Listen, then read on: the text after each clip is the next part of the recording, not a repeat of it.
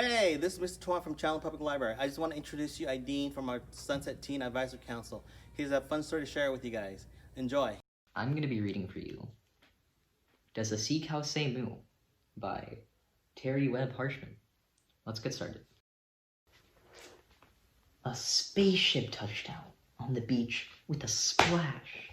The pilot saw Jack and said, "My name's Flash. I've come to find out why some names in the sea are the same as on land. Will you please help me?" "You need help, you say? Then it's your lucky day. My friends call me Jack, and I'll be your guide to some of the creatures who live in the tide." School in the sea, school in your town. Does a school of fish study in classrooms deep down?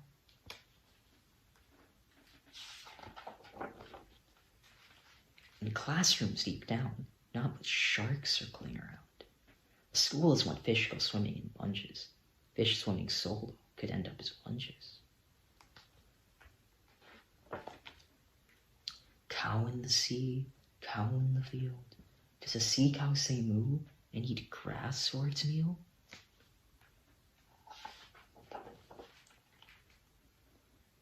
A sea cow say moo? No, that isn't true. It chirps, and it clicks, and it whistles instead, and grazes on sea plants in shallow seabeds.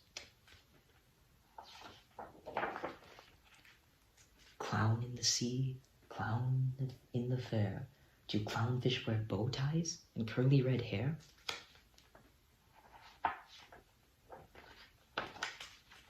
Wear bow ties and red hair? This fish wouldn't dare. Predators spot his bright colors with ease. For protection, he darts in anemones.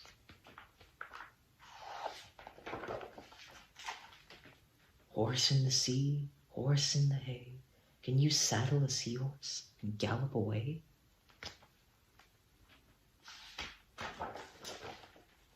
Saddle a seahorse, not this fancy free horse. A small dorsal fin steers this mini steed.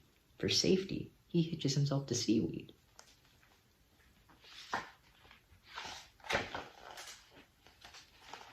Bed in the sea, bed where you sleep. Is an oyster bed comfy? Can you snuggle down deep? Is an oyster bed comfy? Oh no, it's quite lumpy. It's a place just for shellfish, quite rocky and clammy, where oysters wear seashells instead of their jammies. Star in the sea, star in the sky. Do you wish on a starfish as it whizzes by? As it whizzes by, this star's slow and shy. It gracefully glides on tiny tube feet, searching the tide pools for a mollusk to eat. It's clear to me, Jack, and thank you, my friend. I'm so sad that my visit has come to an end. You really must go. Well, if that is so, please come again, Flash, and I'll show you more mysteries and wonders that we can explore. The end.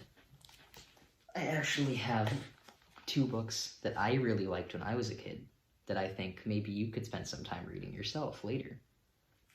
The first one is a bit messed up here, kind of like the title, Just a Mess, but because it used to be my sister's, and she's 7 years older than me, so you can imagine this book is quite a bit old.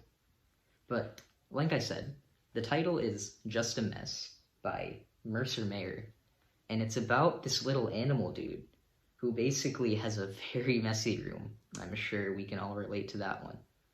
And he can't find his very precious baseball mitt because he loves baseball. But he just can't seem to find it anywhere. And this book is about him looking, and eventually he figures out where it is after he cleans his room and makes his mom proud. The other one is a bit special to me because of where I got it.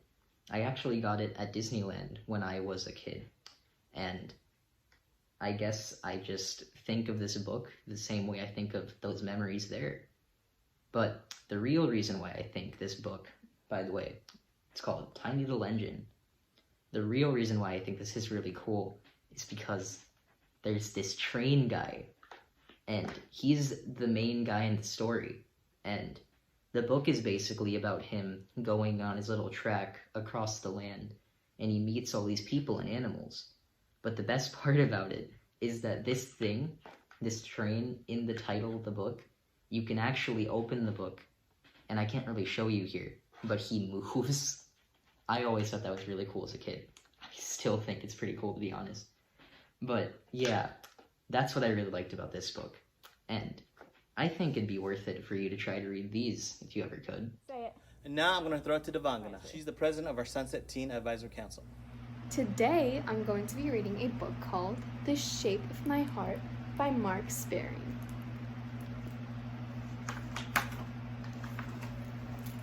This is the shape that we are, the shape of you and me.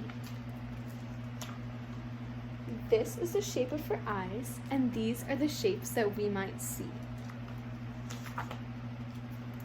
This is the shape of the sun coming up to brighten our day. And these are the shapes that chirp and tweet and flutter away. This is the shape of our mouths. Now, what would you like to eat? Something hot or something cold? Something savory or sweet? This is the shape of my shoes, and this is the shape of your feet. And these are the shapes that pass us by on a noisy, busy street. This is the shape of my hand, the hand you hold on to. Where are we going, and what will we see? Let's look at the shapes at the zoo. This is the shape I hear you with. And this is the shape that we come back to at the very end of the day. This is the shape of the pillow where you lay your sleepy head. And this is the shape of the toy that you cuddle up with in bed. This is the shape of the moon, and these are the shapes of the stars. And this is the shape I love you with. This is the shape of my heart. Now, I have a little surprise for you. Would you like to make your own heart? Don't worry, it's pretty easy. All I'm gonna need you to do is grab a piece of square paper, and we're gonna grab a pen. It can be any color, it can even be a pencil. And then the last thing, grab your parent and ask them to help you with a pair of scissors. All right, so the first thing we're gonna do is we're gonna grab our piece of square paper and fold it in half. Then you're gonna grab your pen or pencil and make half of an heart. You can make it small, you can make it big, you can make it any size and color that you want, because this is yours. And then make sure you say please and ask your parent to help you cut out your heart with the scissors. And then all you have to do is grab the piece of paper, and it's going to turn into a beautiful heart. And then you can put stickers and color it and decorate it and give it to a special someone that you love. Hope you have fun!